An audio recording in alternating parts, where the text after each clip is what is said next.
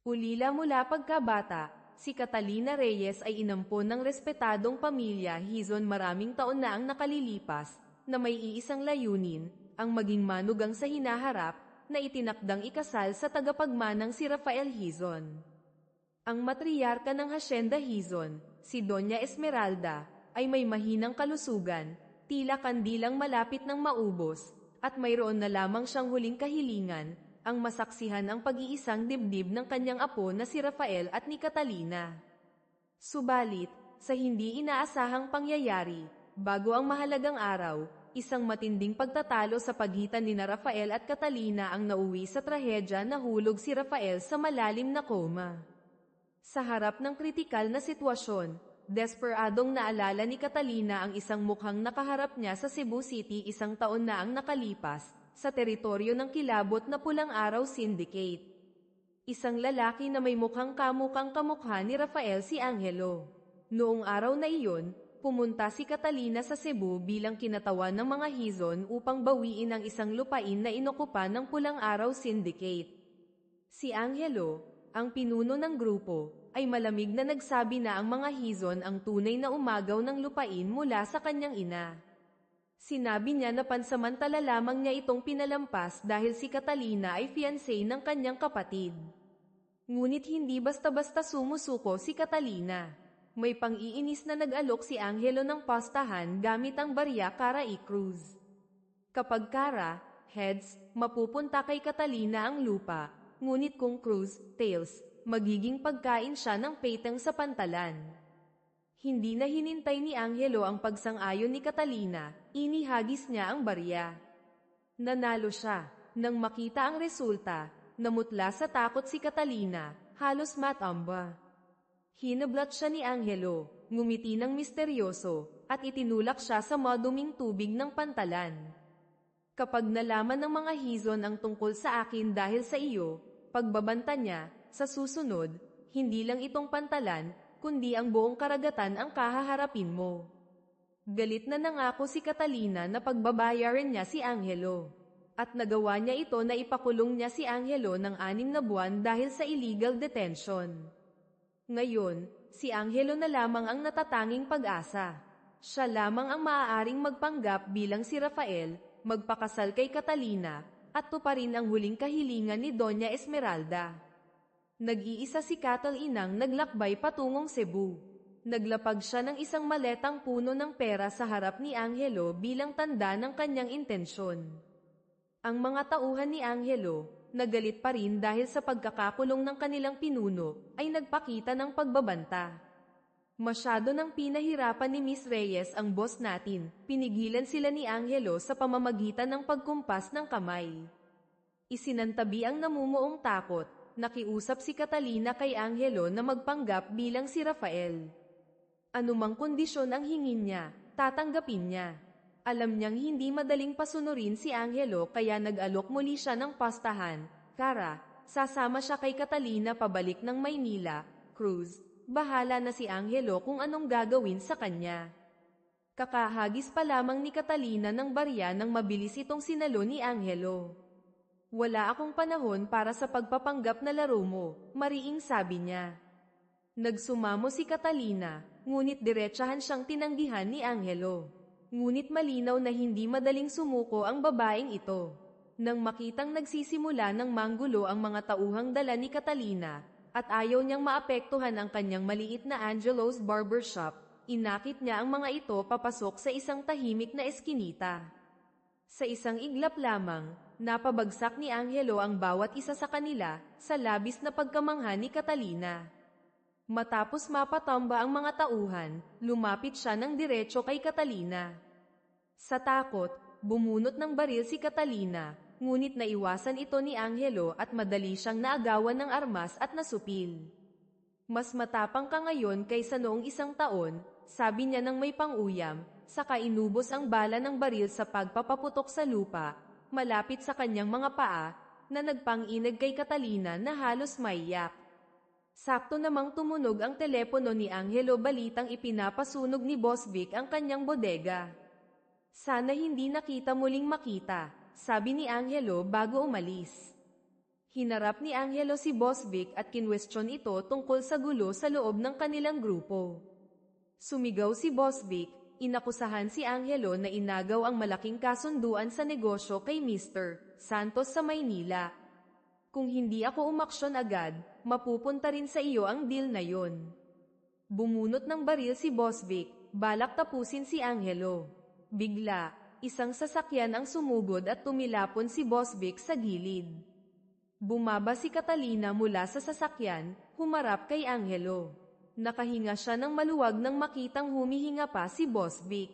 Sa Maynila tayo, malamig na sabi ni Angelo. Hindi para sa iyo ang lugar na ito. Pakiusap, Angelo, pag-isipan mo ulit. Kailangan talaga kita, taimtim na pakiusap ni Catalina. Nang makarinig ng papalapit na mga yapak, mabilis na hinayla ni Angelo si Catalina patungo sa dilim. Nagpumiglas siya, nagbantang magpapakita. Walang ibang paraan, pinatulog ni Angelo si Catalina nang walang malay. Nang lumitaw ang grupo ng mga di kilalang tao, naisuksok lang ni Angelo si Catalina sa tagong lugar. Bago pa siya makaganti, isang lalaking mukhang pinuno ang lumabas ang drug lord mula Maynila, si Quattro. Ngunit imbes na umatake, magalang na yumuko si Quattro, Boss Halsan. Halsan, si Catalina, kahit bahagyang malay tao pa, ay narinig pa rin ang pangalan. Posible kayang si Rafael Hizon nga si Halsan. Sinensyasan ni Angelo si Quattro na umalis. Sa ilalim ng gabi sa Cebu, binuhat ni Angelo si Catalinang walang malay. Hindi niya inaasahan, si Halsan ang taong matagal na niyang pinaghahanap ay ang mismong kakambal niyang kapatid pala. Pagbalik sa pansamantalang apartment, naligo si Angelo at nag-ayos ng sarili. Naalala niya, ito ang ikatlong beses na silang nagkita. Ang unang beses, sa isang madilim na kalsada sa Maynila, tinawag siya nito sa pangalan, na pagkamalang si Rafael.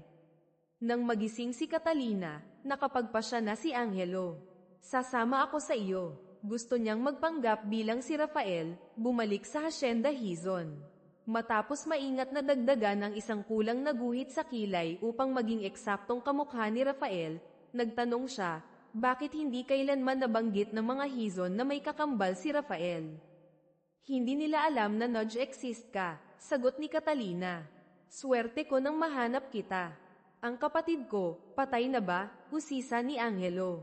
Hindi. Siya ay abala sa trabaho sa Mindanao, pagsisinungaling ni Catalina. Salamat sa pagsang-ayon mo. Habang papunta sa Maynila, lihim na tinawagan ni Catalina si Maria, ang kanyang assistant, humiling na imbestigahan ang ina ni Angelo si Isabel Hizon. Kailangan niyang paghandaan ang lahat. Kasabay nito, tahimik na nakatayo si Angelo sa harap ng isang simpleng alaala na may nakaukit na pangalang Isabel Hizon. Naalala niya ang nangyari 15 taon na ang nakalipas. Nakipag-away siya sa mga kaibigan dahil tinukso nila ang kanyang ina na gumawa ng masama kaya pinalaya sa Hacienda Hizon. Malungkot lang na sinabi ng ina na umalis ito dahil mahal na mahal niya ang lupain ng Cebu. Nang bumalik si Catalina para sunduin si Angelo, nasindak siya nang makitang ang Angelo's Barbershop ay nilalamon ng apoy. Kalmadong lumabas si Angelo mula sa sunog, tila isang Diyos ng apoy. Naalala niya ang bilin ng ina na huwag bumalik sa Hacienda Hizon, ngunit may mahalaga siyang kailangang gawin doon. Siya mismo ang sumunog sa kanyang nakaraan, sinunog ang pangalang Angelo. Sa pagtingin sa kanyang malamig at determinadong anyo, si Catalina ay nakaramdam ng takot, ngunit mayroon ding kakaibang kapanatagan. Ang mga tauhan ni Angelo ay nagdagdag pa ng isang palabas sa harap ni Boss Vic, lumilikha ng pekeng pagkamatay para kay Angelo. Sa Cebu Pier, bumili si Catalina ng pagkain, pinasalamatan si Angelo sa pag-burn ng lahat ng bakas para sa kanya. Mabait ka lang kapag may pakay ka, hindi ba? Mapait na ngumiti si Angelo. Nangako si Catalina ng malaking kabayaran, ngunit imbes na komplikadong kontrata, isang kasunduan ang gusto niya. Iniabot niya ang kanyang hinliliit. Nang makitang hindi kumikilos si Angelo, akman na niyang babawiin ang kamay, ngunit mabilis na ikinawit ni Angelo ang sarili niyang hinliliit sa daliri nito. Tinatakan nila ang kasunduan, isang bihirang ngiti ang sumilay sa labi nilang dalawa, handa sa magulong pagtutulungan na haharapin nila. Dinala ni Catalina si Angelo sa sarili niyang apartment sa Maynila. Tinitingnan ang mga bulaklak ng gumamela na namumukadkad pa rin kahit patapos na ang panahon. Naisip ni Angelo na isa iyong himala. Allergic si Rafael sa pollen, paalala ni Catalina. Kailangan mong itago ito ng mabuti. Agad na sinimulan ni Catalina ang pagsasanay kay Angelo para maging perpektong bersyon ni Rafael. Ang unang gawain ay gayahin ang pirma ni Rafael para aprubahan ang mga papeles sa pag-angkat ng mga materyales para sa pharmaceutical company ng pamilya. Namangha si Catalina nang magaya ni Angelo ang pirma ng eksakto pagkatapos lamang ng ilang subok. Napansin na medyo maitim at mas payat si Angelo kaysa kay Rafael, hinawakan ni Catalina ang kanyang pulso. Bahagya siyang nag-alala masyadong malakas si Angelo. Hindi tulad ng karaniwang masakaitang anyo ni Rafael. Sakto namang bumuhos ang malakas na ulan sa labas, nagkaroon si Catalina ng kakatwang ideya, palabasin si Angelo sa ulan para magmukhang mas sakitin. Nanginginig sa ginaw si Angelo ngunit kinailangan niyang magtiis hanggang sa hamina ang kanyang pulso na parang tunay na may sakit. Senyorita, balita ni Maria, nakauwi na po si Doña Esmeralda sa hasyenda mula sa Street, Lux. Pinaghintay ni Catalina si Angelo, kailangan niyang pumunta muna sa hasyenda Hizon. Sa marangyang hasyenda Hizon, pinagmasdan ni Doña Esmeralda si Catalina sa suot nitong wedding gown na sinusukat. Nang banggitin ng matanda si Rafael, nangako si Catalina na tatawagan niya agad ito para pauwiin. Ngunit, hindi niya inaasahan, si Angelo ay kusa nang pumunta sa hasyenda. Pagtingin sa lalaking nasa harap niya, kamukang kamukha ni Rafael sa bawat detalye, bahagyang nalito si Catalina kung sino ito. Hinayla siya ni Angelo palapit, "Bamulong, pati ba ikaw nalinlang ko na?" Nakakatuwa naman. Sakto namang dumating si Tita Lorna, kasama ang Katie walang si Mang Ben at ang katulong na si Nene. Mabilis na ipinakilala sila ni Catalina. Pinaningkitan ni Tita Lorna ng mata si Angelo. "Ilang araw ka lang sa Mindanao, bakit parang pamayat ka ng husto, Rafael?" "Ay, tita," daing ni Angelo, "napakainit ng panahon doon na parang litsyon, halos mamatay ako sa sakit." Gaya ng inaasahan, hindi madaling palampasin ni Tita Lorna. Sumenyas siyang nais niyang kunin ang pulso para suriin. "Nene, ipagluto mo agad ng masustansyang sabaw ang senyor ito," sabi niya, ngunit ang mga mata niya ay puno pa rin ng pagsisiyasat. Agad na hinayla ni Catalina si Angelo paalis, "Maligo ka na agad para makaharap ka na kay Lola." Natapilok siya sa pagmamadali, ngunit mabilis siyang nasalo ni Angelo. Pagbalik sa pribadong silid, nagpaliwanag si Angelo, hindi maaaring maghintay ang isang groom hanggang sa mismong araw ng kasal bago magpakita. Sumang-ayon si Catalina na makatwiran din iyon, lalo na't hindi naman talaga ganoon kalapit ang relasyon nila ni Rafael. Ibinigay niya kay Angelo ang singsing pangkasal. Nang makitang sakto ito sa daliri ni Angelo, natawa siya. Malaki ito kay Rafael. "Childhood sweethearts kayo, hindi ba? Siguradong mahal nyo ang isa't isa," walang emosyong sabi ni Angelo, mahirap basahin ang nasa mata. Nag-isip siya kung paano haharapin ang sandali ng halik sa altar. "Tumayo ka lang dyan," pagpapakalma ni Catalina, "ako na ang bahala sa iba." Kumuha siya ng measuring tape, balak sukatin si Angelo para may handa ang tamang sukat ng damit. "Nagpakahirap kang dalhin ako rito mula Cebu. Sigurado akong hindi lang para pasayahin ang lola ang layunin mo," biglang sabi ni Angelo. "Kung magkakampi na tayo, inaasahan kong ibabahagi mo ang lahat." Biglang naalala ni Catalina, may lumang paso sa balikat si Rafael. Para maiwasan ang pagkakamali, nagpresenta si Angelo na tiisin ang sakit para gumawa ng kaparehong peklat. Ngunit tiningnan siya ni Catalina, hindi niya kayang gawin iyon. "Hayaan mo na," sabi niya, "hindi naman kailangang ipakita ang itaas na bahagi ng katawan. Kung may magtanong, sabihin mo na lang na may peklat. Noong gabing iyon, nag-iisa si Doña Esmeralda sa balkonahe. Pinagmamasdan ang mga bituin, inaalala ang noalay na panganay na anak si Isabel Hizon, ang ina ni Angelo. Sinisi niya ang sarili sa pagiging masyadong istrikto, nasangkot sa mga hindi magandang pangyayari kaya pinutol ni Isabel ang ugnayan. Hindi niya naintindihan noon, at malupit pa niyang pinalayas ang anak. Sa silid, binasa ni Catalina ang resulta ng investigasyon tungkol sa pagkatao ni Angelo na ipinadala ni Maria. Naintindihan na niya kung bakit ganoon katindi ang reaksyon nito nang marinig ang pangalan ng mga Hizon. Pagtingin sa bintana, nakita niyang papunta si Angelo sa silid ni Doña Esmeralda. Nataranta si Catalina, natakot na nagbalik ito para maghayganti. Nagmamadali siyang bumaba para pigilan siya. Sakto namang nagising si Doña Esmeralda. Ngumiti siya nang may kabaitan nang makita ang apo. Nang makitang maingat na kinumutan ni Catalina ang matanda, bahagyang lamambat ang tingin ni Angelo. Sa unang pagkakataon sa buhay niya, iniabot ni Doña Esmeralda ang kanyang kulubat na kamay patungo sa apong akala niya ay si Rafael. Sa unang pagkakataon sa buhay niya, nahawakan ni Angelo ang kamay ng isang tunay na kamag-anak. Sige na, magpahinga na kayong dalawa, sabi ng matanda. Sumunod si Catalina, inihatid si Rafael pabalik sa silid. Pagkasara ng pinto, agad na kinwestiyon ni Catalina, nagbalik ka sa hasyenda Hizon para ipaghiganti ang nanay mo, tama ba? Hindi itinanggi ni Angelo, ngunit parang walang pakialam ang tono, pero hindi ko naman kailangang pakasalan pa ang hipag ko, di ba?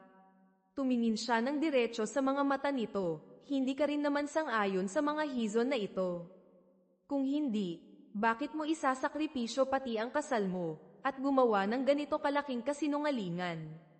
Napadako ang tingin niya sa isang maliit na piraso ng bubog sa ilalim ng mesa, na may tuyong bahid ng dugo na iwan mula kay Rafael.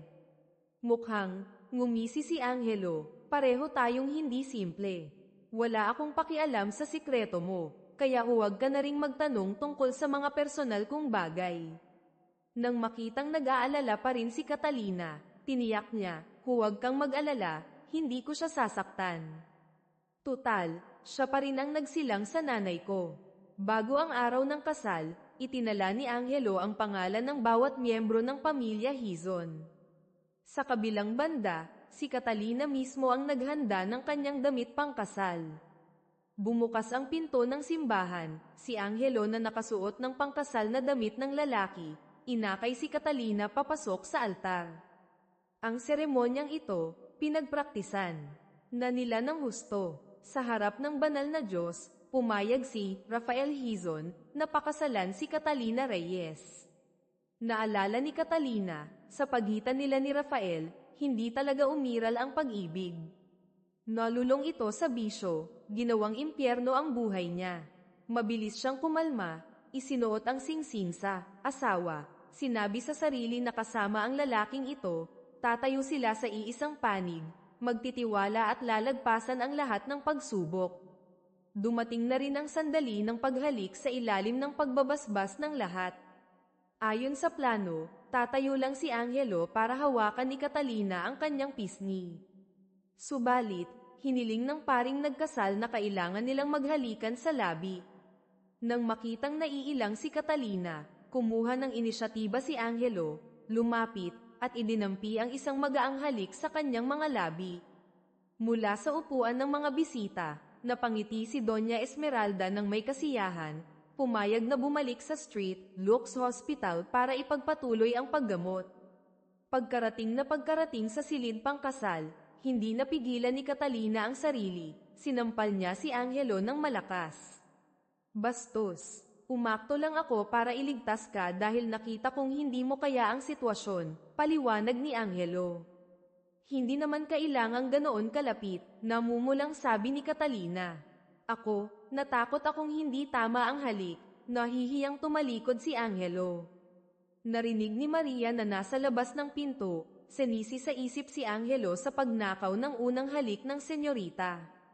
Kinabukasan, nag-alay ng tsaa ang mag-asawa kay Doña Esmeralda. Masaya niyang tinanggap ang paggalang. Bigla, pumasok si Tita Lorna, itinapon ang tasang hawak ni Catalina. Huwag mong pakasalan ang isang adik na tulad ni Rafael, Catalina, mariing sabi niya, sabay abot ng litrato ni Rafael na gumagamit ng ipinagbabawal na gamot. Rafael, bumaling si Doña Esmeralda, seryoso ang boses, ikaw ba ang nasa litrato? Hindi po ako, mariing sagot ni Angelo.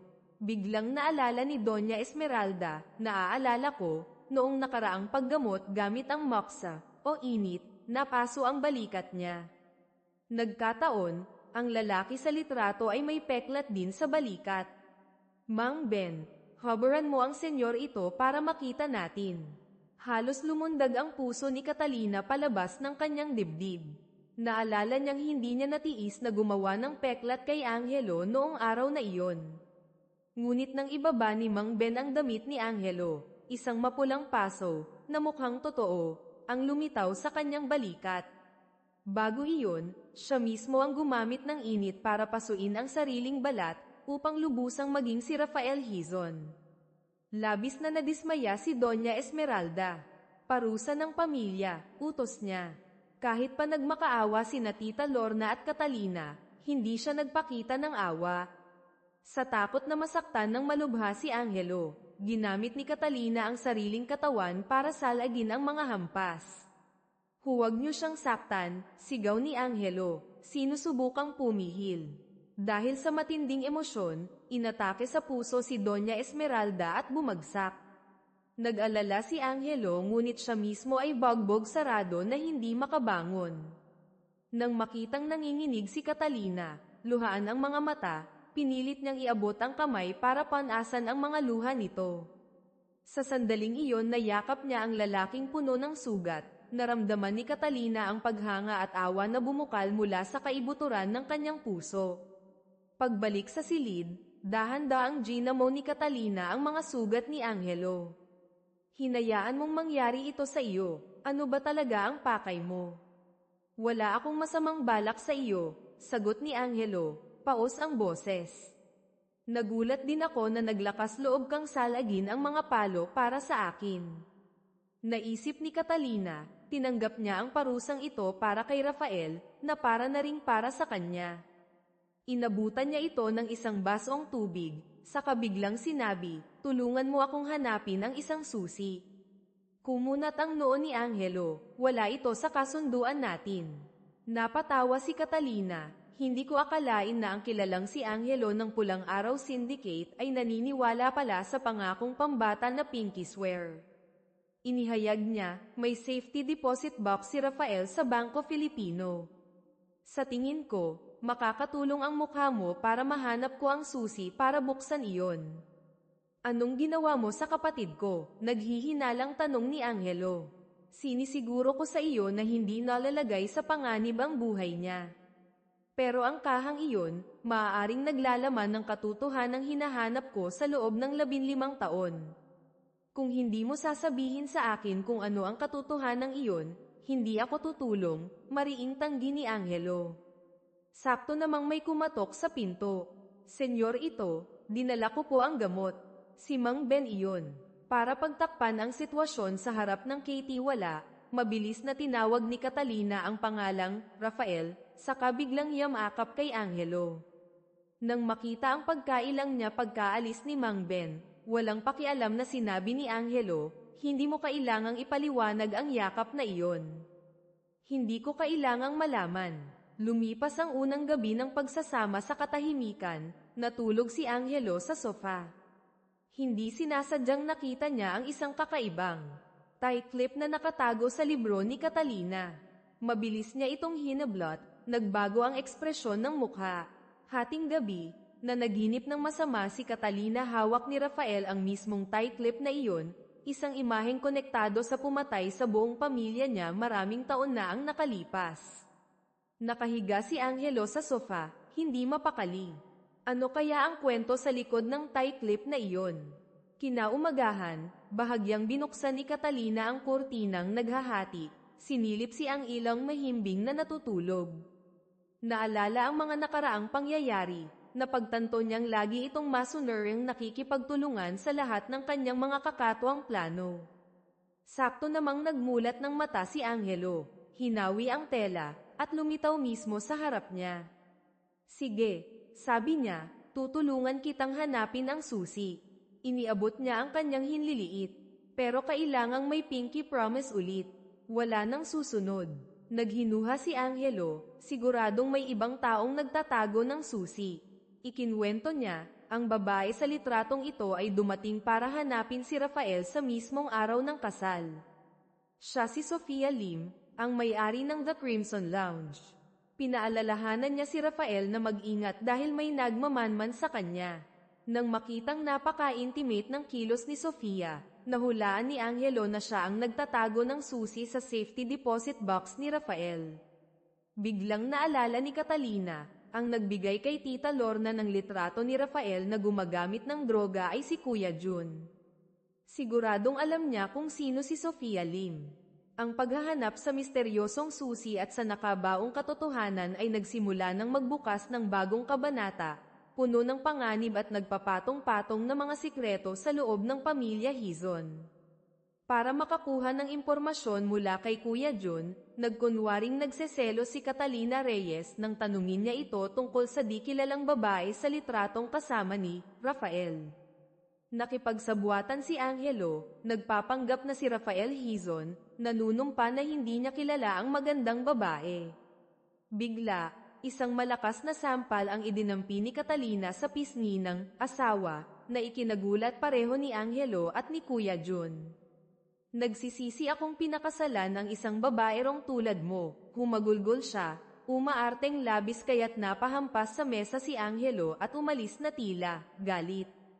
Nakitang nalulumbay at lumuluha si Catalina, naawa si Kuya Jun, at itinuro sa kanya ang The Crimson Lounge para mag-imbestiga pa. Naisip niya, ang pagtulong sa pamangkin ay isang paraan para mapabuti ang relasyon, lalo na't nasa proseso siya ng panliligaw kay Tita Lorna ng mga Hizon. Nang ihatid ni Kuya Jun ang bisita, biglang hinarang siya ni Angelo, matalas ang tingin. Kilala mo ba si Halsan? Bahagyang nagulat si Kuya Jun, saka ngumiti ng misteryoso, napakalayo ngunit nasa harapan lang. Pauwi, hindi napigilan ni Angelo ang tawa, pinuri ang tiyak na sampal ni Catalina kanina. Kailangan talagang galingan sa pag-arte para makakuha ng impormasyon, sagot ni Catalina, may bahid pa rin ang tensyon sa mukha. Sinabi ni Angelo na may aasikasuhin lang siyang personal na bagay. Nag-alala si Catalina, hindi ka pamilyar sa mga daan sa Maynila, paano kung mabisto ang pagkatao mo? Nabasa ni Angelo ang takot sa mga mata nito, takot na magsisi siya at bumalik sa Cebu. Nangako ako, tutuperin ko. Pinakalma niya ito, bumaba ang tono ng boses, pero huwag mo naman akong laging paghihinalaan ng ganito. Iniangat niya ang payong para takpan si Catalina sa ulan sa katahimik na umalis. Ngayon, halos sigurado na si Angelo, si Rafael Hizon nga ang kilabot na drug lord na si Halsan sa Maynila. Kailangan niyang samantalahin ang pagkataong ito para makahanap ng paraan bago magising ang totoong Rafael. Ito ang pinakamalaking dahilan ng kanyang pananatili sa Hacienda Hizon. Pumunta si Angelo sa isang maliit na kapihan sa isang eskinita, nakipagkita sa may-aring si Lito Reyes. Si Lito ay mata at tainga ni Angelo mula pa noong nasa Cebu siya, kasama sa Pulang Araw Syndicate. Iniulat ni Lito, ang babae sa litrato ay si Sofia Lim, ang may-ari ng The Crimson Lounge, at anak sa labas ng isang yumaong bigating tao sa industriya ng shipang sa Maynila. Ang amang namatay dahil sa isang aksidente noong nakaraang taon. Mapanlin lang siya, kailangang mag-ingat ka, Angelo, paalala ni Lito. Mapait na ngumiti si Angelo, ilang taon akong nagsikap sa Cebu pero kaunti lang ang nakuha kong impormasyon. Ngayon, binigyan ako ng langit ng pagkakataong maging si Halsan.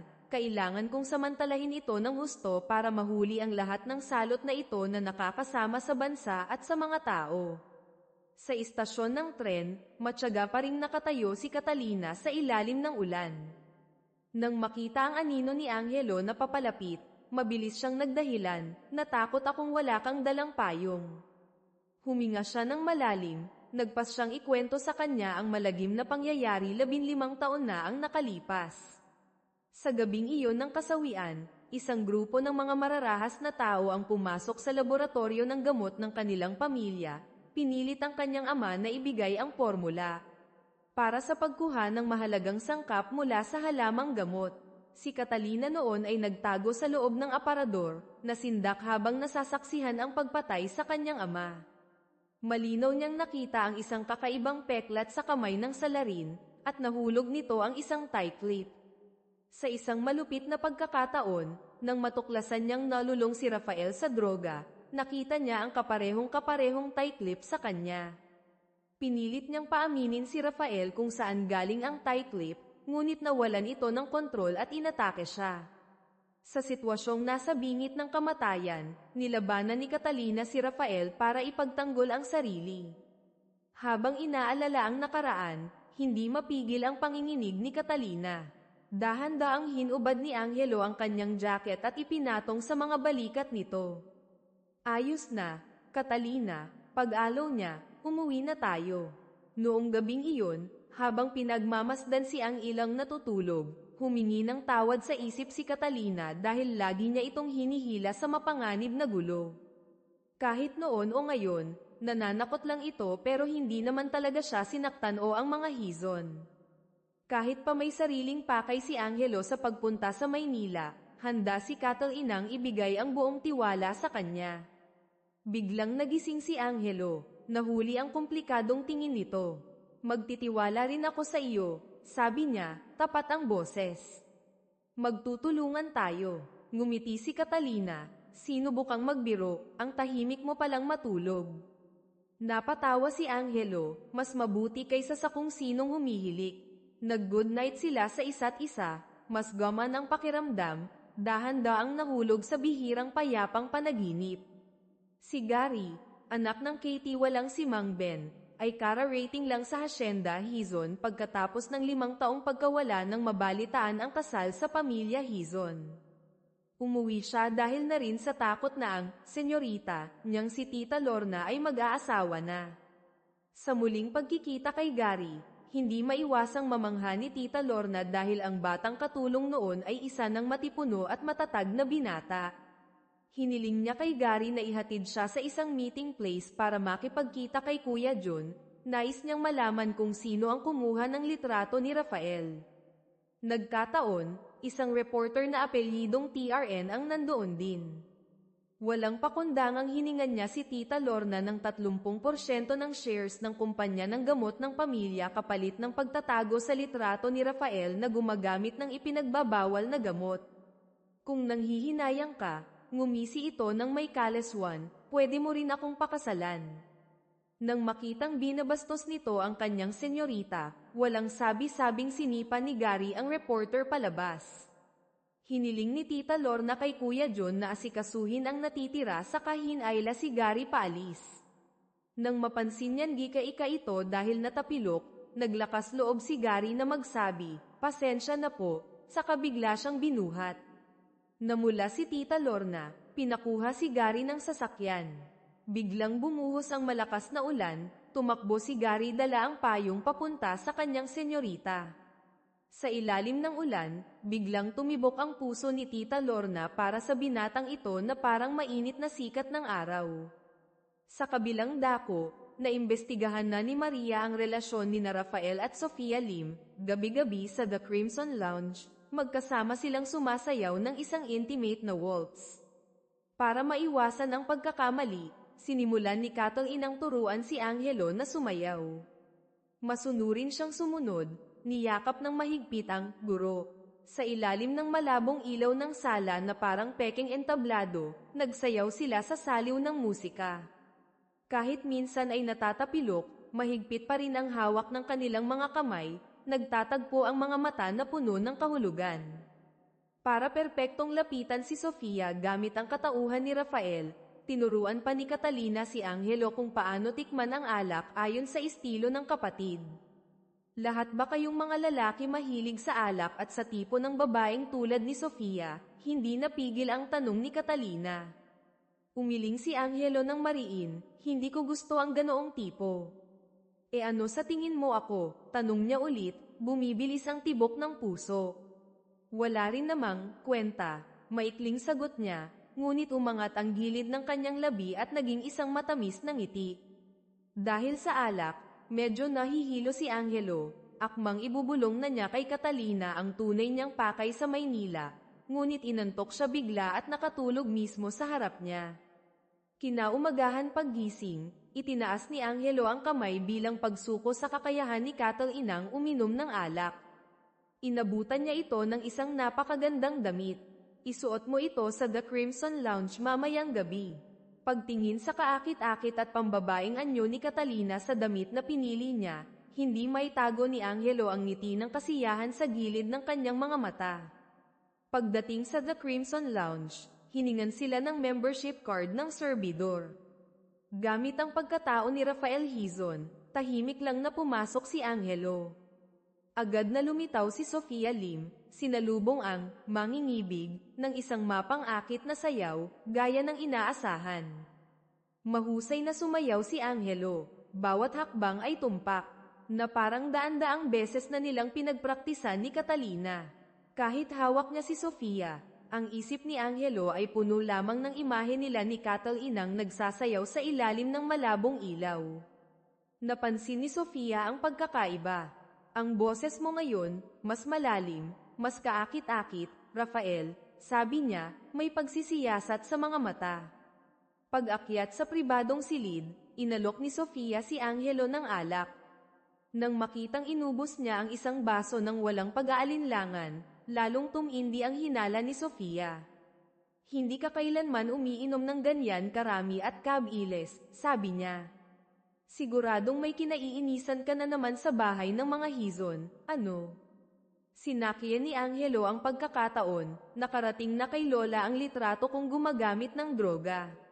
Biglang bumunot si Sofia ng maliit na baril at itinutok kay Angelo. Napakasama mo, malamig siyang ngumiti, kakakasal mo lang sa magandang iyon, nakalimutan mo na agad ang matalik mong kaibigan. Habang nasa loob si Sofia para magpalit ng damit, nagmadaling naghanap si Angelo ng susi ngunit hindi niya ito nakita. Ayaw nang magtagal pa, nagpasya siyang umalis. Hindi niya alam, itinago ni Sofia ang susi sa ilalim ng floor rung may mga liryo sa mesa. Sa Hacienda Hizon, isang naghihintay si Catalina kay Angelo. Sa sandaling ito, hindi niya matukoy kung ang hinihintay niya ba ay ang susi o ang ligtas niyang pagbabalik. Sa wakas, dumating din si Angelo. Ikinwento niya kung paano siya muntik nang mabisto sa harap ni Sofia. Kahit walang nakuha, sigurado akong nasa kanya ang susi. Ano, ang ginawa mo sa silid niya? Hindi napigil ang tanong ni Catalina. Sinusubukang itago ang nagsusumigaw na selos. Ginawa ko lahat ng kailangang gawin, patapos na sagot ni Angelo. Biglang lumungkot ang kalooban ni Catalina.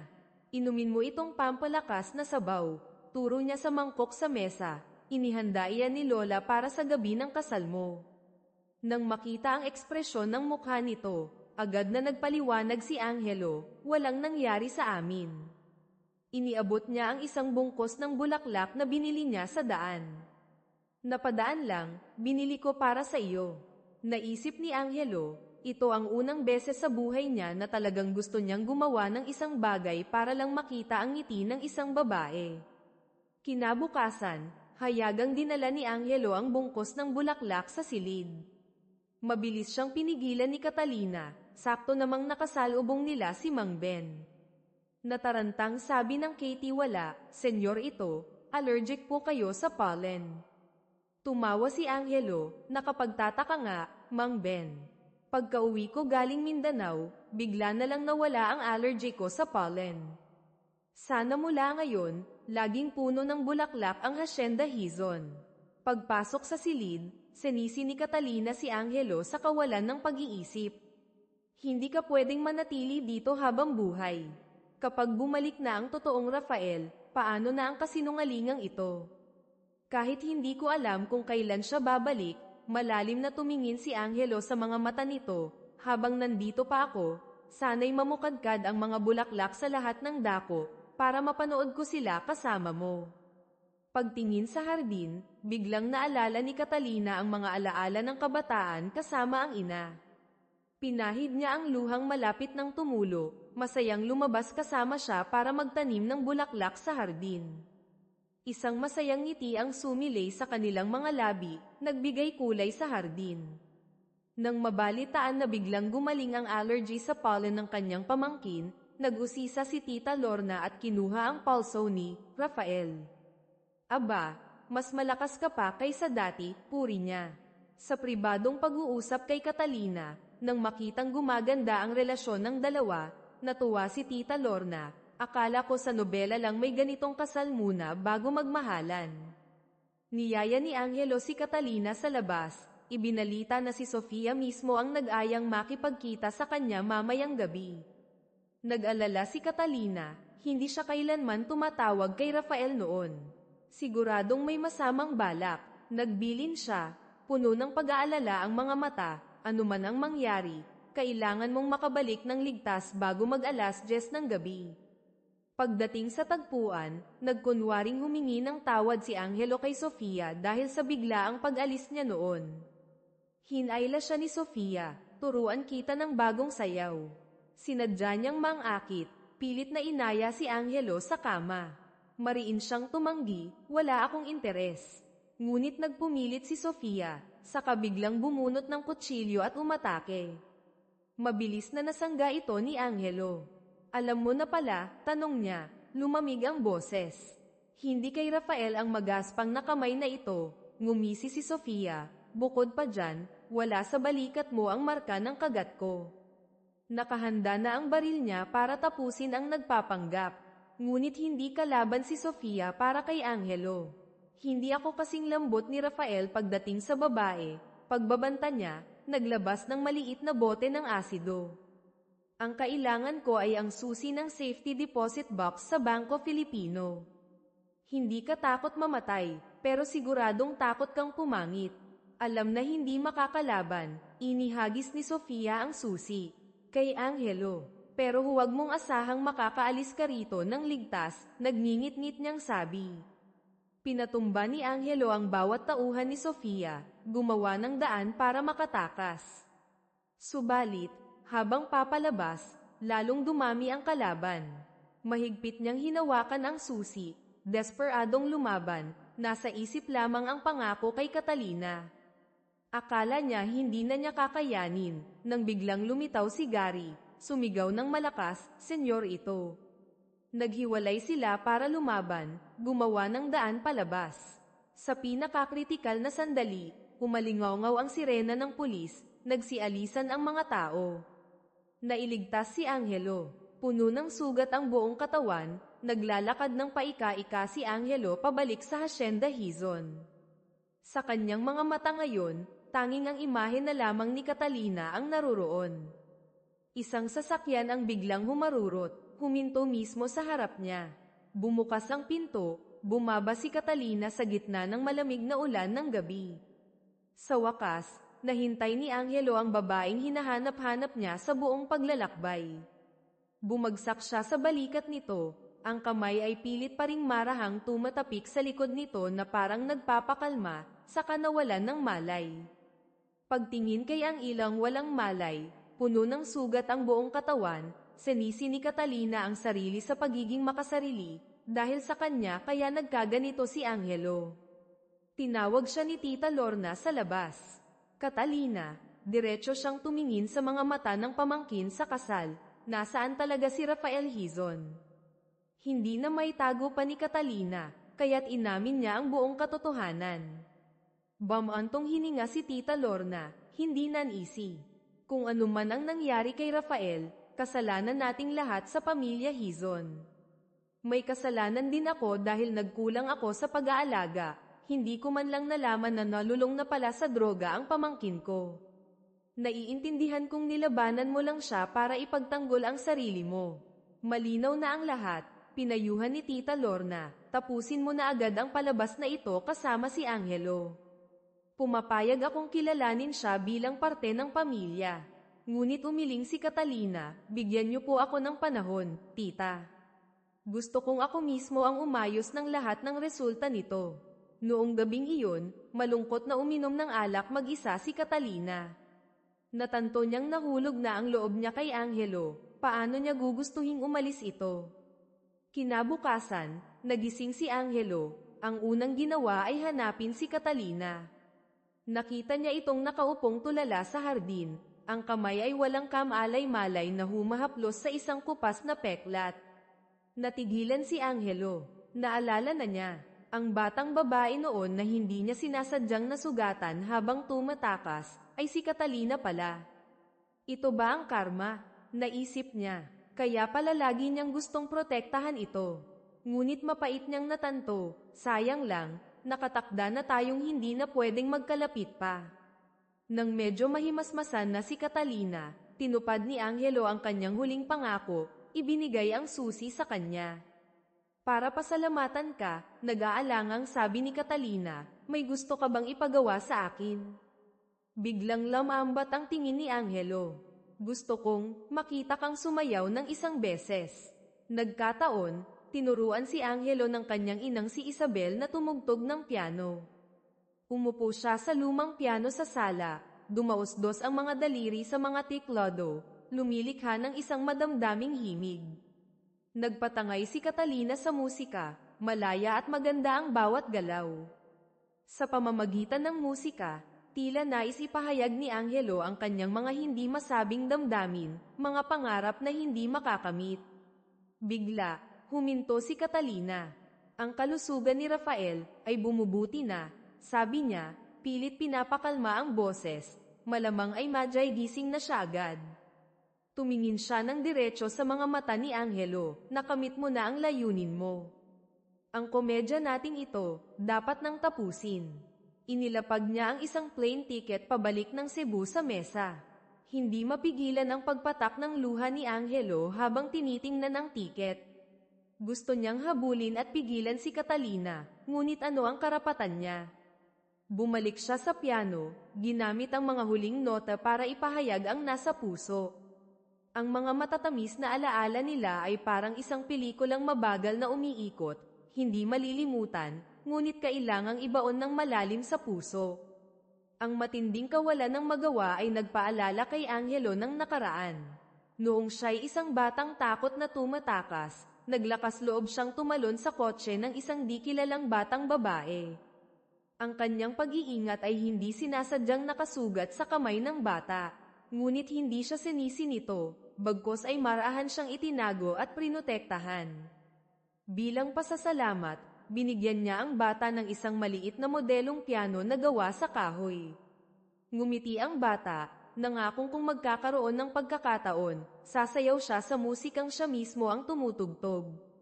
Kinabukasan, pumunta si Catalina sa Bangko Filipino, ginamit ang susi para buksan ang safety deposit box ni Rafael.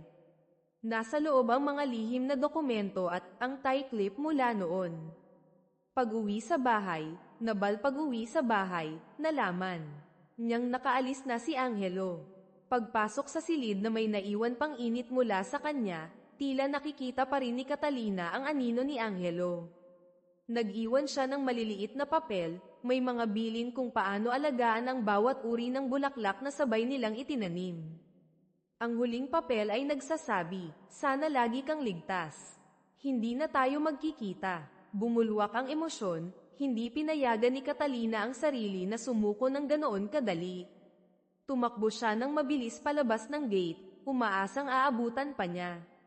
Nakita niya siyang nakatayo, naghihintay ng sasakyan. Tumakbo siya sa harap niya, humihingal, natanggal ang isang sapatos. Yumuko si Angelo, pinulot ang sapatos, at marahang isinuot ito sa paa niya. Akmang sasabihin na ni Catalina ang nasa puso niya, ngunit umalingaw-ngaw sa kanyang tainga ang bilin ni Tita Lorna, pinipigilan siya. Mag-ingat ka sa biyahe, sabi niya nang may pagpipigil sa iyak. Naramdaman ni Angelo na parang pinupunit ang kanyang puso, ngunit kinailangan pa ring piliting tumalikod at lumakad palayo. Sa ilalim ng malakas na ulan, lumakad si Angelo. Ang anino ni Catalina ay tila kasama niya. Kasabay nito, tulalang naglalakad si Catalina, nabangga ang isang lalaking nasa katanghaliang gulang. Tumingala siya at natigilan. Siya si Dante Legarda, ang presidente ng Shanghai Pharma. Naalala ni Catalina, sa mga dokumentong nakuha mula sa safety deposit box ni Rafael, may ebidensyang nakikipagsabuatan ito kay Dante Legarda sa pagbebenta ng ipinagbabawal na gamot. At sa litratong magkasama sila, suot ni Dante Legarda ang tie clip na kaparehong-kapareho ng sa taong pumatay sa kanyang mga magulang. Pagbalik sa kanyang lihim na taguan, sinuri ni Angelo ang sitwasyon kasama si Lito Reyes. Sina Halsan, Rafael, at Shanghai, ang alias ni Dante Legarda, ang dalawang pangunahing tauhan sa network ng droga sa Maynila. Maaaring gamitin si Sofia Lim para makapasok sa kanilang internal na network. Pagkakita pa lang ulit kay Angelo, sumugod agad si Sofia Lim para umatake, ngunit hindi pa rin siya kalaban para kay Angelo. Gawin nating pagkakaibigan ang pagiging magkaaway, alok ni Angelo. Hindi mo naman talaga mahal si Rafael Hizon, kaya nga wala kang pakialam kung buhay pa siya o patay na. Ang pagiging malapit mo sa kanya ay tiyak na may sariling dahilan. Mas marami akong maibibigay na pakinabang kay Ma'am Sofia kaysa sa isang Rafael Hizon na malapit nang bumagsak. Ngumisi si Sofia, magkita tayo ulit sa The Crimson Lounge. Sa kabilang banda, hinanap ni Catalina si Sofia Lim. Lahat ng pagkakamali ay kasalanan ko, pagpapakumbaba niya. Sana lang ay huwag nang habulin ni Ma'am Sofia si Angelo. Wala akong interes na pumatay ng kahit sino, walang ganang sagot ni Sofia. Nakahinga ng maluwag si Catalina. Kung gayon, maaari niyo po ba akong ipakilala kay Ginoong Dante Legarda? Diretsahang tumanggi si Sofia, Miss Reyes. Huwag kang masyadong makialam sa mga bagay ng mga nasa ilalim ng lipunan. Sa ibaba, minamanmanan ni Angelo ang The Crimson Lounge, naghihintay na lumitaw si Dante Legarda. Nagkataon, nakita niya si Catalinang sumakay sa isang kalisya. Napansin niya na ang kotsero ay nakasuot ng mamahaling sapatos na katad na estilong kanluranin. Naramdaman niyang may masamang mangyayari, kaya mabilis siyang sumunod. Gaya ng inaasahan, dinala ng kotsero si Catalina sa isang tahimik na kalsada at inatake siya. Sa kabutihang palad, dumating si Maria sa tamang oras para iligtas ang kanyang amo. Senyorita, may sumusunod sa kalisya natin kanina pa, sabi ni Maria. Mabilis na lumingon si Catalina para hanapin ang anino ni Angelo, ngunit nagtago na ito sa dilim, tahimik na sumusunod para protektahan siya. Sa The Crimson Lounge, muling nakipagkita si Angelo kay Sofia. Kailangan kong malaman ang impormasyon tungkol kay Shanghai, Dante. Bilang kapalit, itinaas ni Sofia ang kanyang kopeta. Kailangan mong agawin ang lahat ng nasa kanya para sa akin. Inubos ni Angelo ang alak na may lasa ng mapanganib na pagtutulungan. Hindi kasing dali kalabanin si Shanghai kumpara kay Halsan, pagbubunyag ni Sofia. Bawat buwan, nag-oorganisa sila ng isang lihim na Hoi Fok Tay, samahan ng pagkakawang gawa. Walang tiyak na oras, kusa na lang may magpapasimula. Kung swertehin kang makatanggap ng imbitasyon para kay Rafael Hizon, makikita mo si Shanghai. Sa halip na maghintay, mariing sabi ni Angelo, gagamitin ko ang pagkatao ni Halsan para simulan ang Hoi Fok Tay sa pagkakataong ito. Tiningnan niya si Sofia nang may pagsisiyasat, naniniwala akong alam mo ang lugar kung saan ito gaganapin. Ngumiti si Sofia, nagkataon, ako mismo ang tagapamahala ng Hoi Fok Tay. Pero kailangan kong ipaalala sa iyo, hindi kailanman nagkaroon ng lakas ng loob si Rafael Hizon na siya mismo ang magsimula. Sa ginagawa mong iyan, napakadaling magpakita ng kahinaan sa harap nila. Kasabay nito, ang taong nagtangkang kumidnap kay Catalina si Dante Legarda ay nag-uutos sa kanyang pinagkakatiwalaang assistant na si Hector, organisahin mo ang Hoi Fok Tay Aalalahanan natin ang nakaraan kasama si Halsan. Nagulat si Hector, boss. Naunahan na tayo ni Angelo. Siya na mismo ang nagsimula. Nagpadala pa siya ng imbitasyon na personal para sa inyo. Ngumisi ng malamig si Dante Legarda. Magaling, Hector. Ihanda mong mabuti ang regalo. Isang imbitasyong may gintong palamuti ang ipinadala sa Hacienda Hizon para mismo kay Catalina Reyes. Ang Kapit-Bisig, Charity Gala, Hand-in-Hand Charity Ball ay gaganapin sa Marangyang Acacia Pavilion. Nanikip ang dibdib ni Catalina, alam niyang malapit na niyang harapin ang kanyang mortal na kaaway si Dante Legarda. Pagpasok sa Marangyang ngunit nakakasakal na bulwagan, nagkaharap sila.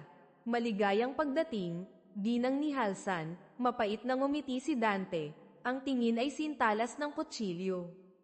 Isa-isang umakyat sa entablado ang mga tao para ipagmalaki ang kanilang pekeng mga nagawa sa pagkakawang gawa. Naisip ni Catalina, ang mga taong ito ay mga drug trafficker na nakakasama sa mga tao, ngunit walang hiyang nagkakawang gawa para mag-laundering ng pera. Pagdating ng kanyang pagkakataon, ayon sa naunang paghahanda, ipinadala ni Catalina ang isang napakagandang alahas bilang regalo. Ngumisi si Dante, masyadong ordinaryo ito. Narinig ko na may safety deposit box si Halsan sa Bangko Filipino. Bakit hindi na lang dalhin ni Ginang Reyes ang mga laman yun dito para makita ng lahat, mas makabuluhan iyon, hindi ba? Nanlamig si Catalina, napagtantong ang tinutukoy ni Dante ay ang mga dokumentong ebidensya sa loob ng kahon. Pinilit siya nitong sabihin kung ano ang nasa loob. Sakto namang bumukas ang pinto. Si Angelo Hizon, sa katauhan ni Halsan, ay pumasok, nangingibabaw ang kanyang presensya. Nagtagpo ang kanilang mga mata muli na naman silang nagkita sa pinakakakatuwang sitwasyon. Mabilis na sinuri ni Angelo ang sitwasyon, naitentong si Dante Legarda ng Kanghay Pharma nga ang Haanghay na kanyang hinahanap. Nang makitang tensyonado si Catalina, lamambing ang kanyang boses, "Mahal, umuwi ka na muna at magpahinga." Halsan, pagbabanta ni Dante. Isang asong tulad mo, naglakas loob ka pang simulan ang samahang ito. Sumenyas siya sa kanyang mga tauhan. Alam ang malupit na patakaran ng laro, lumingon si Angelo kay Catalina. Komplikado ang tingin, pasensya ka na, kailangan kong unahin ang mas mahalagang bagay. Saka siya dumampot ng bote ng alak, walang sabi-sabi, at direktang ipinalo ito sa ulo ni Hector, ang assistant ni Dante, sa harap ng pagkagulat ng lahat. Oo, baliw na ako, malakas na tumawa si Angelo, puno ng kawalang pakialam ang boses. Pagkatapos kong bumalik mula sa bingit ng kamatayan sa Mindanao, naintindihan ko ang isang bagay, tao man o aso, dapat ikaw mismo ang magpasya. Galit na bumunot ng baril si Dante at itinutok sa ulo ni Angelo. Lumabas si Sofia Lim, nagpaputok ng isang beses paitaas. Haanghay, malamig niyang paalala, kung palalakihin mo ang gulo dito, paano mo ipapaliwanag kay Don Ricardo? Kumuha ng isa pang baso ng alak si Angelo, lumapit kay Dante, "Kuya Hay, pasensya na dito," saka hinayla ang kamay ni Catalina paalis. Nang makalayo na ang sasakyan mula sa Acacia Pavilion, pinahinto ito ni Angelo sa isang tahimik na kalsada. Agad na nagtanong si Catalina, "Bakit ka naroon?" Nang makitang takot pa rin ito, sinabi lang niya, "Umuwi ka na muna at magpahinga." Bigla, hinarang ng sasakyan ni Kuya John ang daan. Lumalabas na bago umalis si Tita Lorna para sa biyahe, hiniling niya kay Kuya John na alagaan ang dalawang pamangkin. Ang resulta, inimbitahan ni Kuya John ang dalawa sa isang ligtas na bahay na sa katotohanan ay pagkulong sa kanila. Sa loob ng silid na nakakandado, nagtanong si Catalina, "Bakit hindi ka lumaban?" "Hindi naman kalaban ang mga tauhan ni Kuya John para sa iyo." Bamantong hininga si Angelo, umupo sa tabi niya, pagod na buong araw. "Ngayong nakaupo ng tahimik sa tabi mo, magandang bagay na rin ito. Pumayag kang bumalik sa Maynila." Diretsyong tumingin si Catalina sa mga mata niya, "Dahil sa pagkatao ni Halsan, tama ba?" Nilapitan mo si Dante Legarda para malaman ang tungkol sa Hoy Folktale. Nagpa siya siyang sabihin ang totoo, ang safety deposit box ni Rafael ay naglalaman ng ebidensya na si Dante ay nagbebenta ng droga. Mayroon siyang tie clip na kapareho ng sa taong pumatay sa mga magulang ko. Pero kailangan ko pang kumpirmahin ang peklat sa kamay niya. Tumingin siya kay Angelo, nagmamakaawa ang mga mata, maaari mo bang tingnan para sa akin? Nang makita ang kahinaan sa mga mata nito, tumango si Angelo. Huwag kang mag-alala, titingnan ko. Nung tinutukan ka ng baril ni Dante, pag-amin ni Catalina, nanginginig ang boses, napakaraming pumasok sa isip ko, marahang inalis ni Angelo ang luhang damaloy sa pisngi nito gamit ang kanyang kamay. Sinisigurado ko sa iyo, hindi ko kailanman hahayaang may mangyari sa akin sa harap mo. Sana, nag-aalangang sabi ni Catalina, hayaan mo akong personal na managot sa paghihiganti para sa mga magulang ko. Tahimik na, tumango si Angelo, susundin ko ang sinabi mo. Sa tahimik na espasyo na tanging ilaw lamang ng kandila ang naroon, tahimik na pinagmasdan ni Angelo ang likod ni Catalina. Gusto kong abutin siya ng kamay, ngunit hindi ako naglakas loob na hawakan siya. Catalina, kahit ayaw mong tulungan kita, hindi ka pababayaan ni Dante Legarda. Gusto kong maging taong hihila sa iyo palabas sa kumunoy na ito. Karapat-dapat ka sa isang mapayapang buhay. Ang daan na puno ng tinik sa hinaharap, papantayin ko para sa iyo. Kasabay nito, pinuntahan ni Quattro si Dante Legarda. Ibubunyag niya sana na ang nagpapanggap na si Halsan kamakailan ay hindi talaga si Rafael Hizon, kundi si Angelo, ang kakambal nitong kapatid, isang maliit na gangster mula sa Cebu. Inialay ni Quattro ang Reg Along ito para ipakilala ang sarili kay Dante, umaasang magbabago ang kanyang buhay. Ngunit ngumisi lang si Dante, at tinapos agad ang buhay ni Quattro. Hindi ako gumagamit ng mga traidor. Inutusan niya si Hector, maghanda para sa pagtanggap kay Don Ricardo. Doon natin aasikasuhin ang nagpapanggap na si Halsan. Kinabukasan, hinintay ni Angelo na magising si Catalina, sa kamarahang nagtanong, kahapon, bakit ka nagmamadaling tumakbo para hanapin ako sa istasyon ng tren?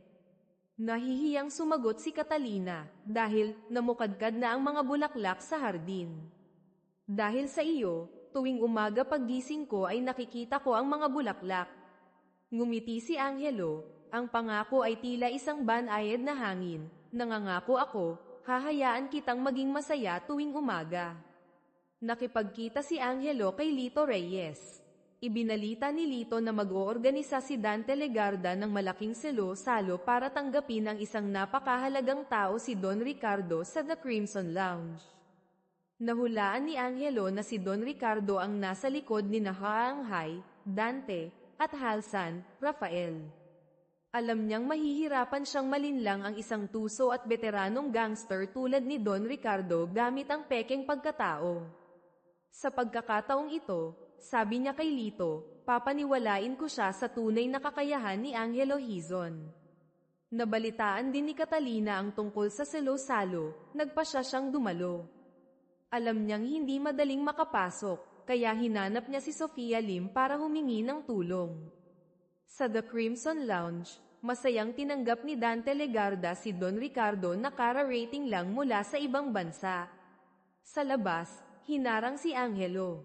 Pasensya na po, Ginoong Halsan, naka-reserve na po ang buong lugar ngayong gabi, sabi ng tauhan ni Dante. Bilin po ng boss na huwag kayong papasok sa teritoryo.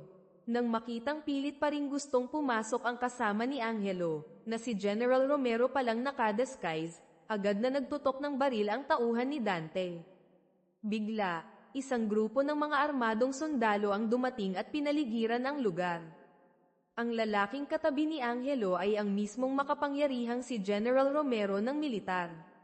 Pagpasok sa salo-salo, lihim na inoobserbahan ni Angelo ang lalaking nasa katanghaliang gulang, may mahinahong kilos, na posibleng si Don Ricardo. Hindi nga siya nagkamali, nang makita si General Romero, agad na lumapit ang lalaki para salubungin ito. Nagpakita ng labis na pagiging malapit si General Romero kay Rafael Hizon, Angelo. Tinapak siya sa balikat saka inanyayahan si Don Ricardo na bumisita sa kanyang mansyon. Hindi naiwasang magtaka ni Don Ricardo, paano nakilala ni Halsan pati si General Romero.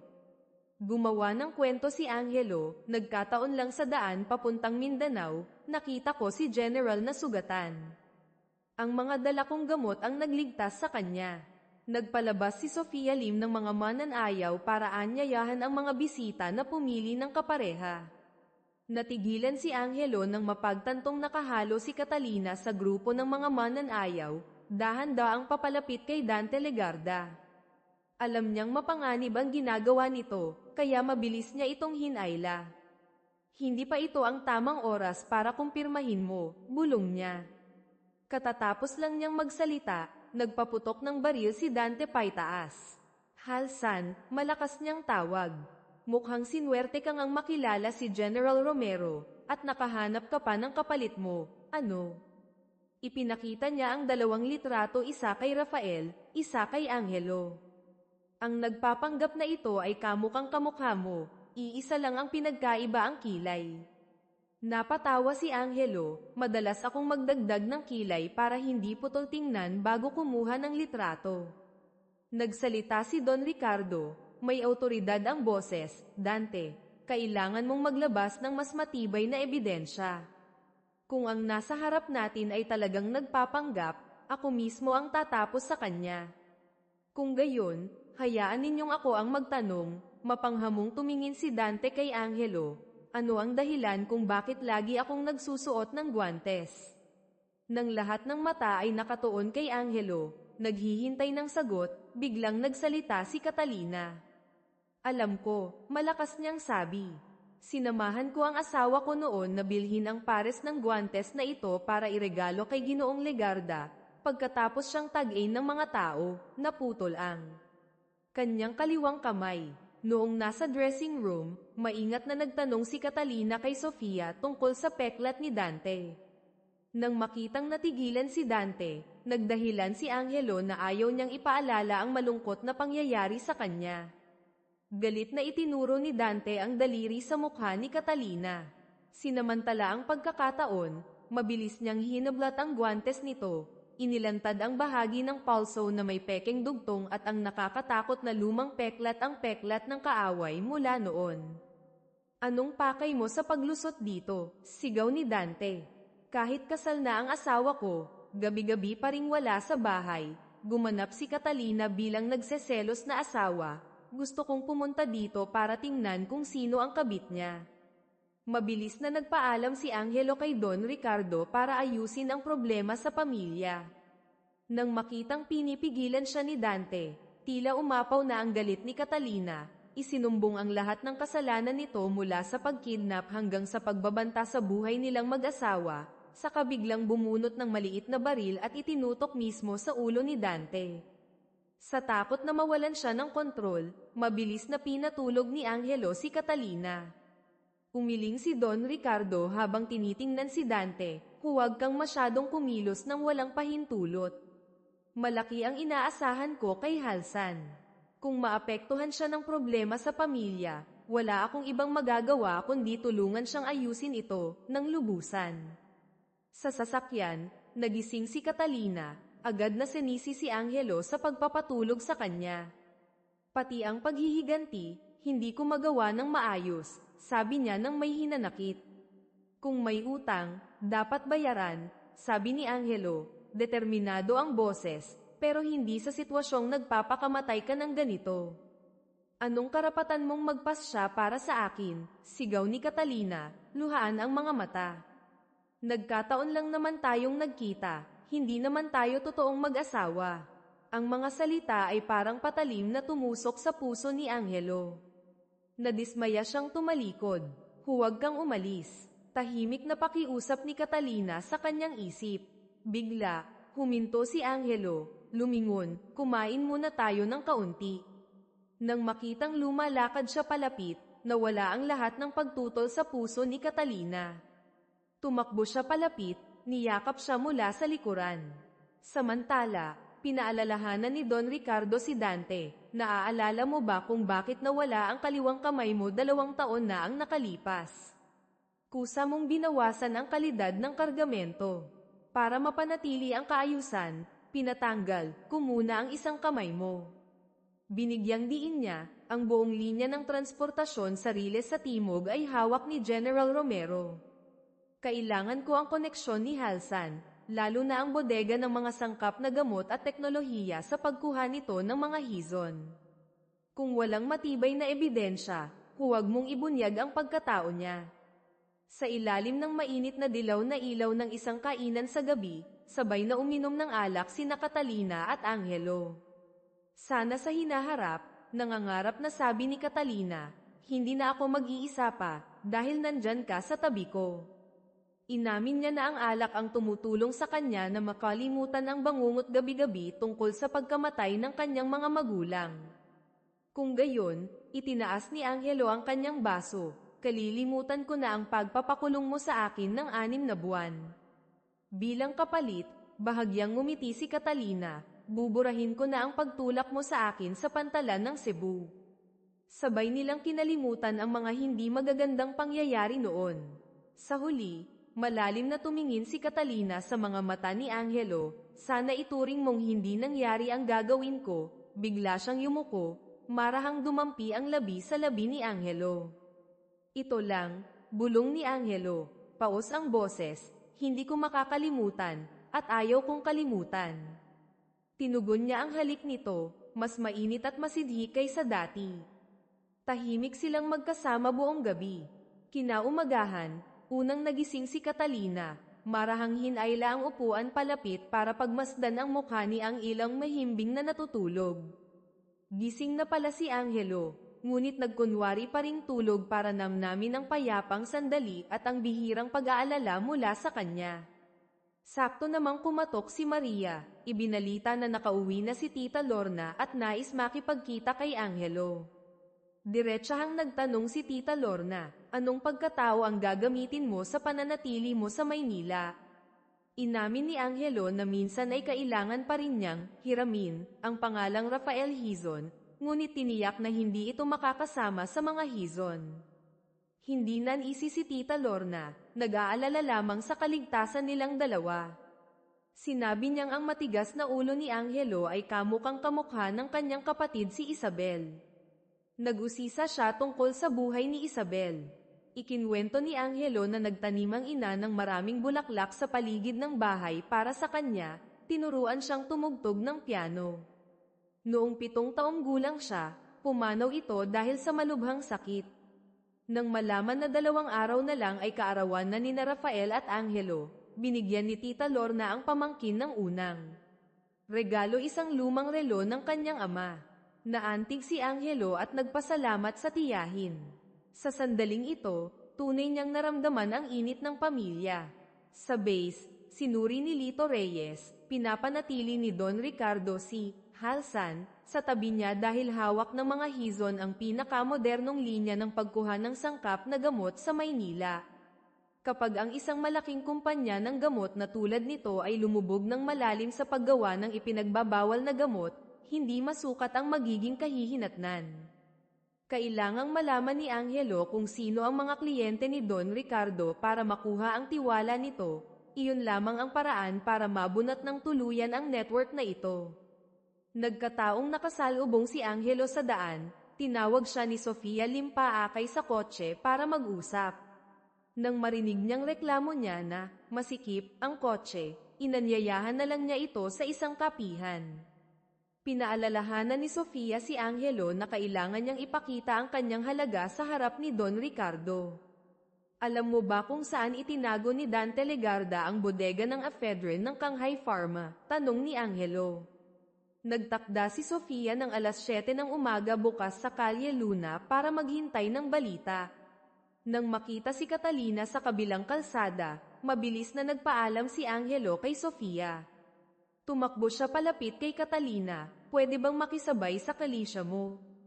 Ang kalisya ngayon ay tila hindi na masikip. Gagawin mo rin ba iyan kay Sofia? Walang kaugnayang tanong ni Catalina. Hinding-hindi, tiniyak ni Angelo.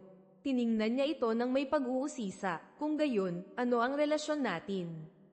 Tayo ay mapagkakatiwala ang magkatuwang, sagot ni Catalina, matatag ang tingin, magkasama magpakailanman.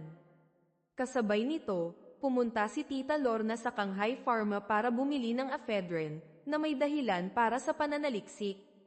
Hiningi ni Dante Legarda na ipalit ang teknolohiya sa pagkuha ng sangkap na gamot ng mga hizon. Nang malaman na hindi makikipag-ayos, akmang aalis na si Tita Lorna, ngunit pinigilan siya ni Dante at inalok ng alak. Si Gary, na laging lihim na sumusunod para protektahan si Lorna, ay palihim na nakitang naglagay si Dante ng gamot sa baso ng alak. Mabilis niyang hinayla ang kanyang amo paalis ngunit pinigilan sila ni Dante. Inagaw ni Gary ang baso ng alak, inubos ito para sa kanyang amo. Pauwi, hindi sinasadyang nahulog ni Gary ang kwintas na lagi niyang suot. Pinulot ito ni Lorna, nakilala ang palawit na siyang lumang hako na dati niyang pinatapon sa kanya. Ang bagay na hindi kailangan ng amo, ay siyang kayamanang lagi niyang dala. Naantig si Lorna, naintindihan ang nararamdaman ni Gary. Hinayla niya ito palapit, idinampi ang isang halik sa labi nito. Ang pag-ibig na matagal nang tinatago ay biglang nasuklian, hindi napigilan ni Gary ang sarili. Sa ilalim ng ulan ng gabi, binigyan niya ang kanyang amo ng isang matamis at mapusok na halik. Sinundan ni Angelo ang mga pahiwatig ni Sofia, natagpuan ang lihim na bodega ng ephedrine ng Shanghai Pharma. Bilang kapalit, ibinunyag niya kay Sofia ang kinaroroonan ni Rafael Hizon, nasa coma ito sa Street, Rafael Medical Center. Pauwi, nakita ni Dante Legarda si Catalinang nag-iisa sa gabi. Sumenyas siya kay Hector na sundan ito. Pumunta si Catalina sa Street, Rafael Medical Center, dala ang isang maliit na cake para batiin si Rafael sa kanyang kaarawan. Umupo siya sa tabi ng kama, kinakausap ang kapatid na nasa coma tungkol kay Angelo, ang nawawalang kakambal. Nagpadala pa siya ng kwintas na may litrato ni Mama para sa iyo, isinuot niya ang kwintas sa leeg ni Rafael. Tinulungan ni Catalina siyang hipan ang kandila sa kaarawan sa katahimik na umalis.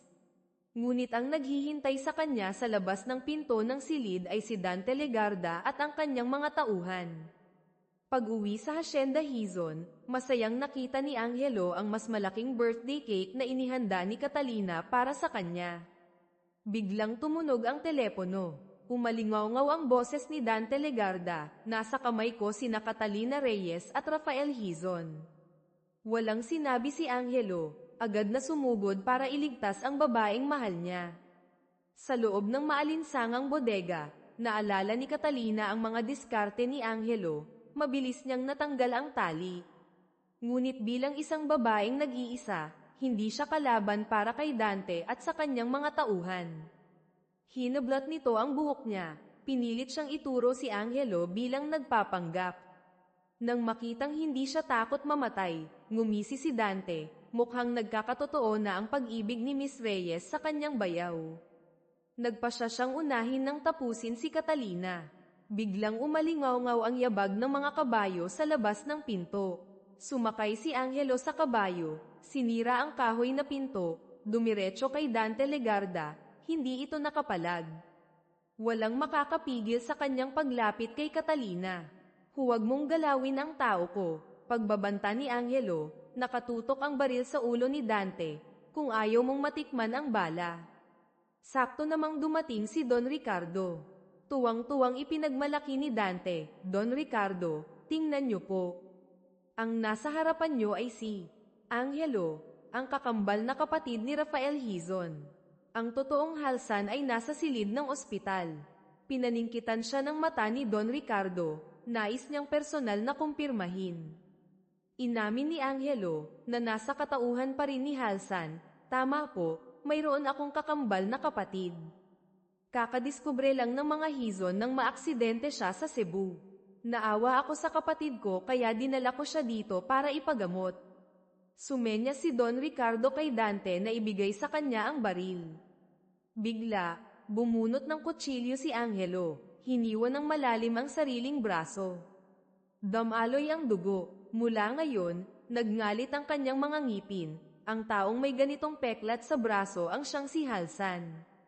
Tinitigan siya ng mariin ni Don Ricardo. Ikaw na nasa harap ko, ikaw ba si Halsan, o nais mong maging si Halsan? Nahulaan ng matanda na kumilos si Angelo para magpanggap bilang kanyang kapatid. Mula sa silid ng ospital, biglang lumabas ang totoong si Rafael Hizon na naglalakad ng paika-ika, nanlalabo ang mga mata, nanginginig. Ako, nadulas lang ako. Nasaan ito? Sino kayo? Biglang itinaas ni Don Ricardo ang baril, direktang pinaputukan si Rafael. Kung sino man siya, hindi na mahalaga pa. Isang patak lamang ng luha ang pamatak mula kay Rafael bago siya bumagsak, pumikit ang mga mata at tuluyang pumanaw. Ipinakulong ni Don Ricardo si Angelo. Alam niyang hindi ito ang tunay na Halsan. Ang totoong Halsan ay walang ganyang tapang, sabi ng matanda. Sabihin mo, ano ang pakay mo sa pagpunta sa Maynila? Kung hindi, ikaw at ang babaeng iyan ay hindi makakaalis dito ng buhay. Para makakuha ng impormasyon, inutusan ni Don Ricardo ang kanyang tauhan na turukan si Angelo ng isang gamot na nagpaparalisa sa nerbiyos, na magiging dahilan para hindi siya makapagsinungaling. Catalina, bulong ni Angelo bago tuluyang tumalab ang gamot, ipikit mo ang mga mata mo. Kahit anong marinig mo, hinding-hindi mo dapat imumulat ang mga mata mo. Pagkatapos malanghap ang gamot, inamin ni Angelo ang tunay niyang pangalan. Ngunit napaghandaan na niya ang ganitong paraan, ilang beses na siyang nagsanay na labanan ang epekto ng gamot. Inamin niya na ang layunin niya sa paglapit kay Don Ricardo ay para lamang makilala at makapaghiganti para pagsisihan ng buong pamilya Hizon ang pag-abandona sa mag-ina niya. Kailangan niyang maging si Halsan para makakuha ng maraming karangalan at pera. Ang huling tanong, nagtaka si Don Ricardo, ano mo si Catalina Reyes? Masakit na inamin ni Angelo, bawat salita ay parang kutsilyong humihiwa, siya, ang babaeng mahal ko. Ang nagpakasal sa kanya ay ako. Kaya siya ay asawa ni Angelo. Nasiyahan si Don Ricardo. Mabuti. Mula ngayon, ikaw na si Halsan ng Maynila. Gayunpaman, hindi pa rin niya matanggap ang galit dahil sa panlilinlang. Isasama ko ang babaeng iyan kay Rafael Hizon. Sandali, nagsalita si Catalina, malinaw ang boses. Ako ang anak ng sikat na mag-asawang chemist na sina Ramon at Elena Santos. Naaalala ko na ang mga magulang ko ay nakapag-research ng isang walang katulad na gamot, siguradong iyon ang hinahanap ni Don Ricardo. Bigyan niyo ako ng isang buwan, dadalhin ko ang gamot na iyon sa inyo. Mabibigat ang mga hakbang ni Catalina papalapit kay Angelo. Pagtingin sa mga sugat na nakabalot sa kanyang katawan, parang dinudurog ang puso niya.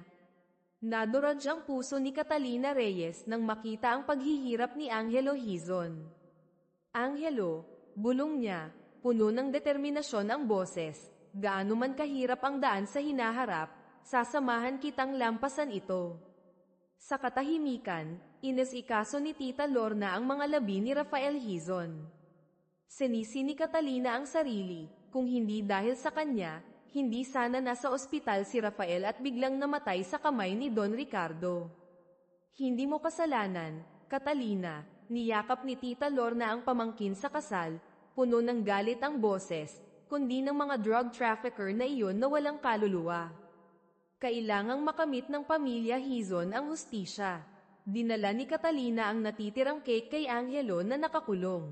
Naalala niya ang sinabi ni Lito Reyes noon, sa Cebu man o Maynila, laging nagsisikap si Angelo na tugisin ang mga traidor sa bayan, ang mga walang katarungan sa mga tao.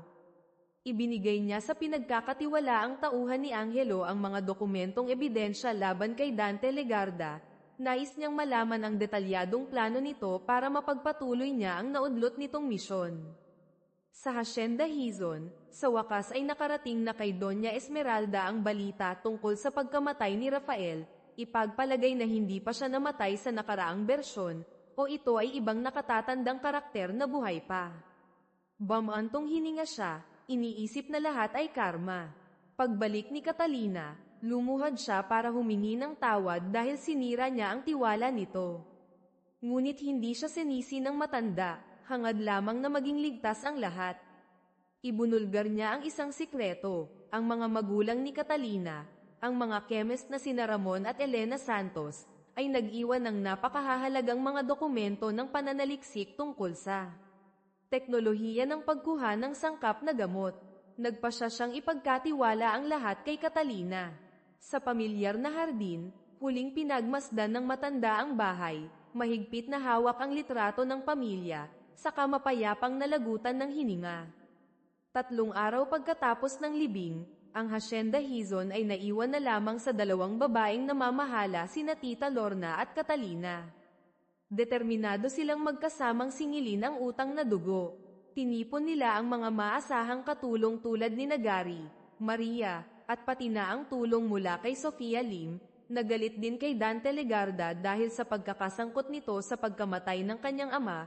Bumuo sila ng isang mapangahas na plano, palitan ang malaking bodega ng ephedrine ni Dante. Naging matagumpay ang plano ng hindi inaasahan. Ang lahat ng tunay na kargamento ay lihim na inilipat sa isang ligtas na bodega ng mga Hizon, nag-iwan lamang ng pekeng panlinlang kay Dante.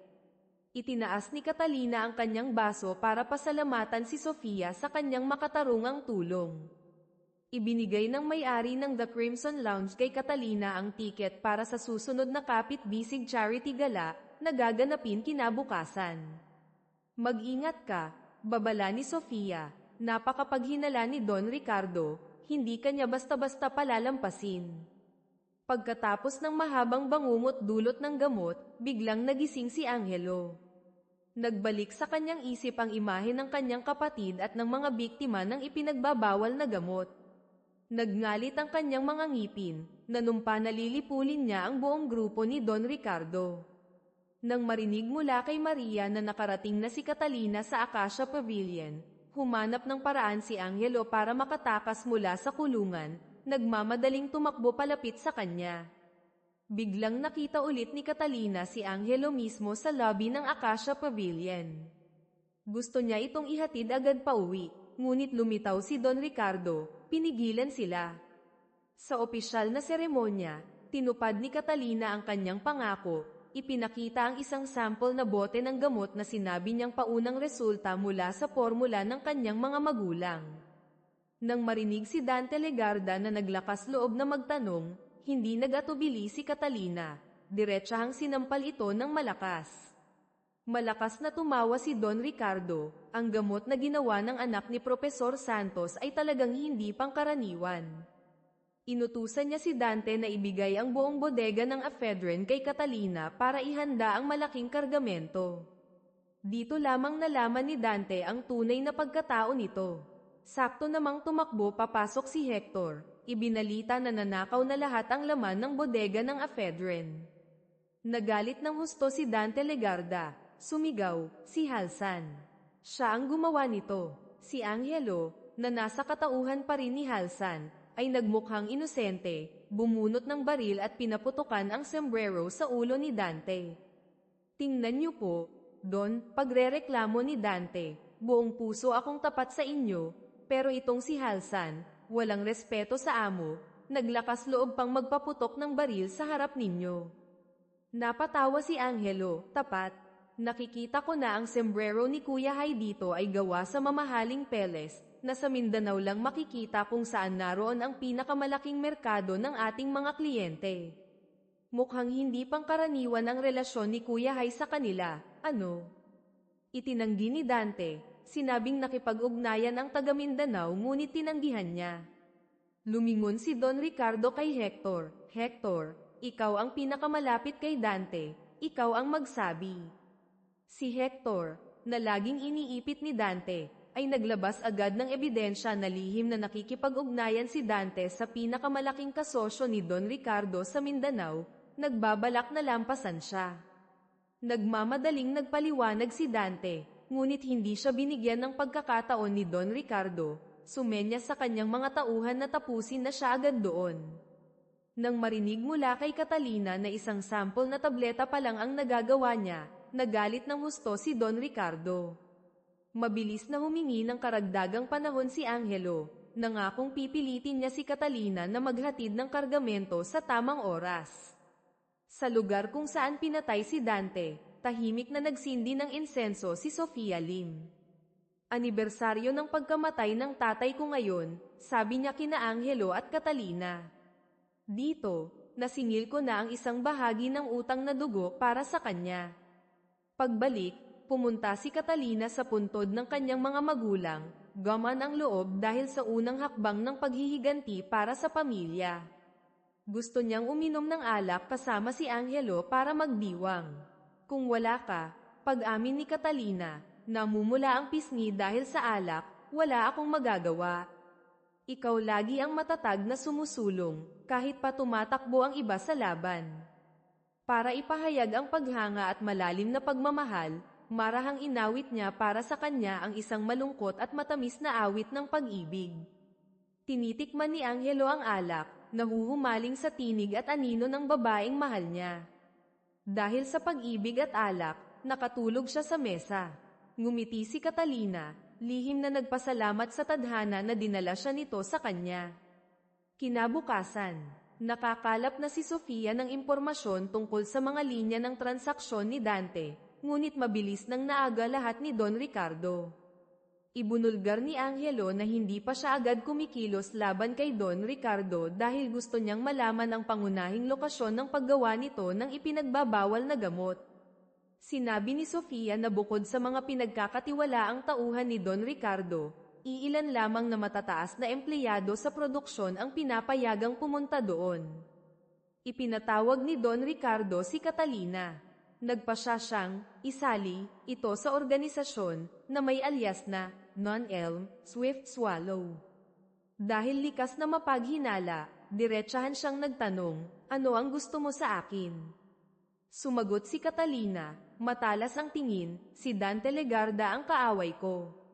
Tapusin siya, palitan ng posisyon niya, iyon ang layunin ng buhay ko. Nagdududa pa rin si Don Ricardo kung paano nagkataon na ang mag-asawang Halsan ay naging kanang kamay niya. Tiniyak ni Angelo, nagkakaisa kaming mag-asawa na umasa kay Don para makapagtayo ng sarili naming imperyo dito sa Maynila.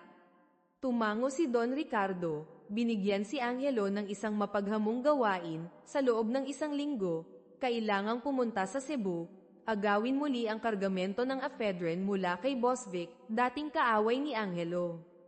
Kung hindi, mapait siyang ngumiti, hindi ko masisiguro na buo pa ang asawa mo. Sa maputik na labas ng Cebu, sumuong si Angelo sa panganib. Kahit puno ng sugat pagkatapos ng matinding labanan sa grupo ni Bosvic, pinilit pa rin niyang tumawag sa Maynila. Catalina, ayos lang ako. Miss na kita. Hintayin mo akong bumalik. Puno ng pagmamahal at pagpapakalma ang kanyang boses. Nang ibaba ang telepono, saka lamang bumagsak si Angelo dahil sa sakit at pagod. Nang malaman na bumalik si Angelo, hinanap siya ni Bosvic para guluhin, ngunit pinigilan ito ni Selena, ang babaeng asasin sa ilalim ni Don Ricardo na ipinadala para bantayan si Angelo. Sinisi ni Selena si Angelo sa pagiging inutil, hinayaang sunugin ni Bosvic ang buong barkong kargamento. Binalaan niya itong bilisan ang pagbawi sa nawala para mapanatiling buhay ang ginang sa Maynila. Bumalik si Angelo sa luma at sira-sirang barberya sa Cebu. Lihim na pumunta si Catalina dito para hanapin siya. Tahimik siyang lumapit. Naramdaman ni Angelo ang pamilyar na mga yapak, lumingon, naantig na hindi makapagsalita. Naawang tiningnan ni Catalina ang mga sugat na nakabalot sa kanyang katawan. Marahang hinalikan ni Angelo ang kanyang noo para pakalmayan siya. Nang makitang hindi pa rin tumitigil sa pag-aalala si Catalina, hinailan niya ito palapit, pinatahimik ang matamis niyang mga labi ng isang malalim na halik. Pagtingin sa pulang rosas na dala ni Catalina na namumukadkad sa tabi ng bintana, alam ni Angelo ang kahulugan nito, mahal na mahal kita. Binuhat niya ito papunta sa lumang kahoy na mesa, ang mga daliri ay sumusuot sa malambot niyang buhok. Sa espasyong tanging romantikong liwanag ng kandila at nag-aalab na pag-ibig ang naroon, nagpalitan sila ng mapusok na mga halik. Marahan niyang hinayla pababa ang cipher ng kanyang damit. Patay na ang ilaw, tanging kumikinang na liwanag ng kandila na lamang ang tumatanglaw sa dalawang magkayakap na katawan. Sa wakas, opisyal na silang naging sa isa't isa, tunay na mag-asawa sa katawan at kaluluwa.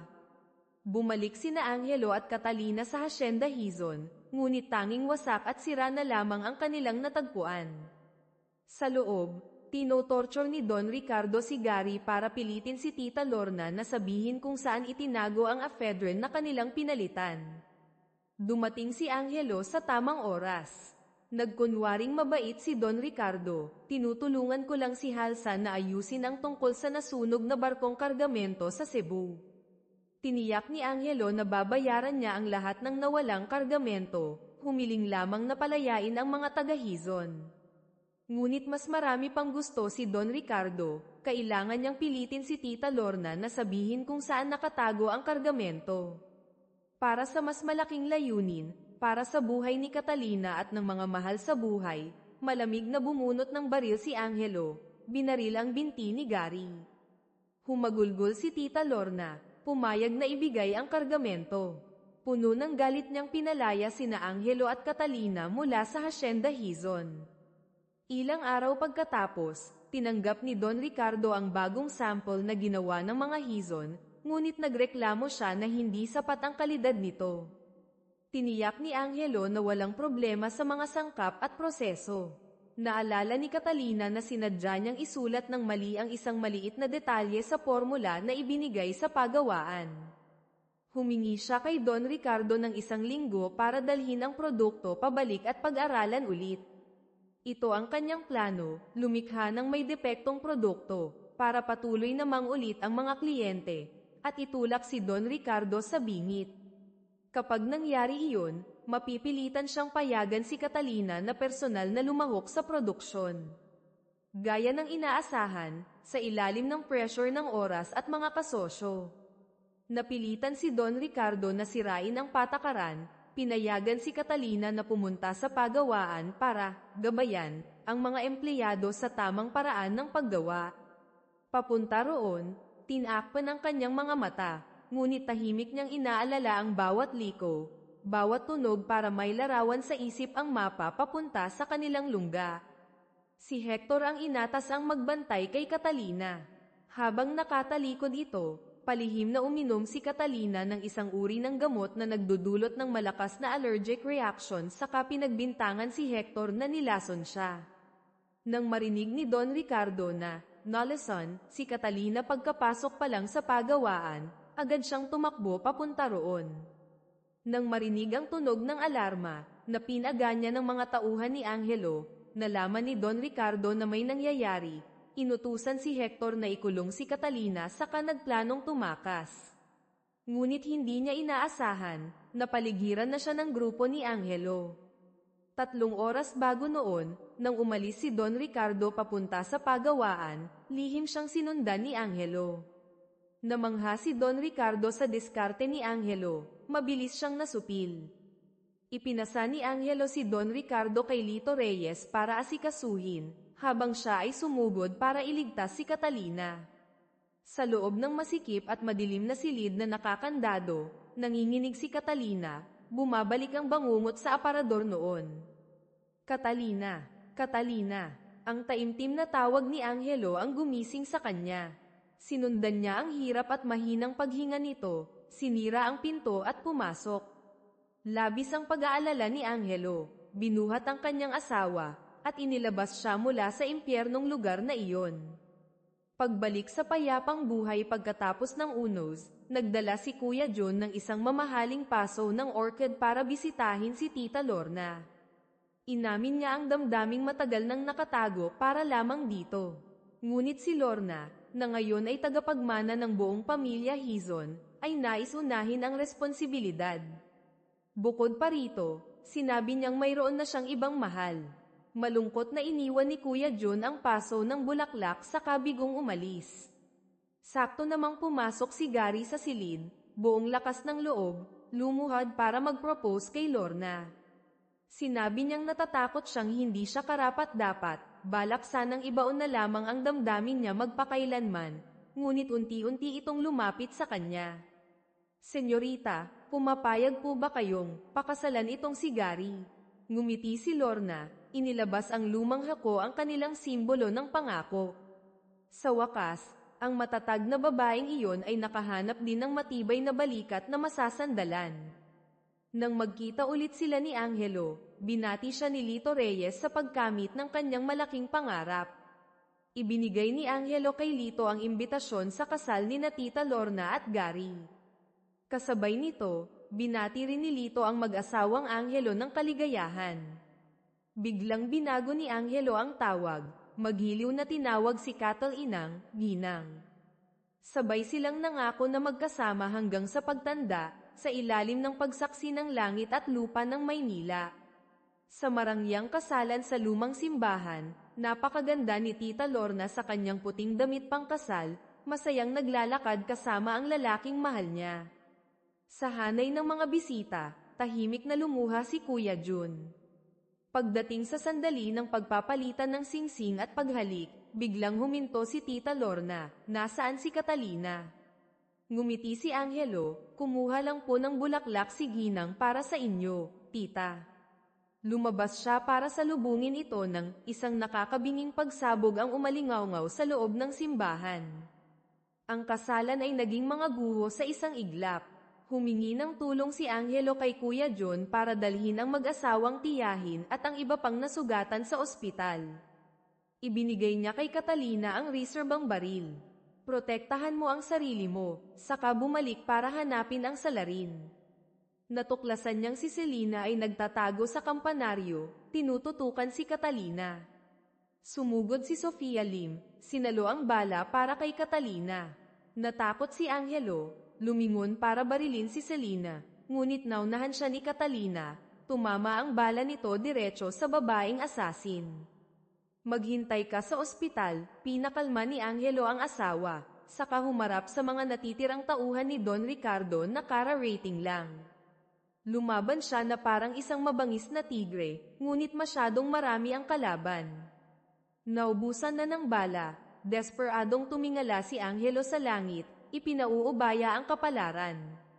Sa sitwasyong nasa bingit ng kamatayan, biglang bumalik si Kuya Jun, minamaneho ang luma at sira-sirang jeep diretso sa karamihan. Alam na hindi makakalaban, inihagis niya ang huling ginawang bomba, isinakripisyo ang sarili para buksan ang daan para sa mga may iwan.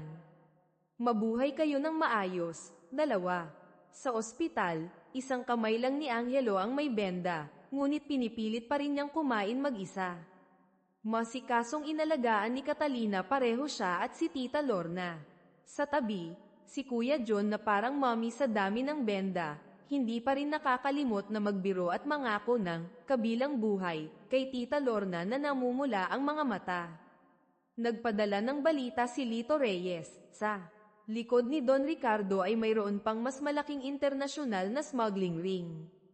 Ang pangkat Maynila na binubuo ni na Angelo, Catalina, Tita Lorna, Gary, Lito at iba pang tapat na kasama ay agad na naghanda para sa huling laban.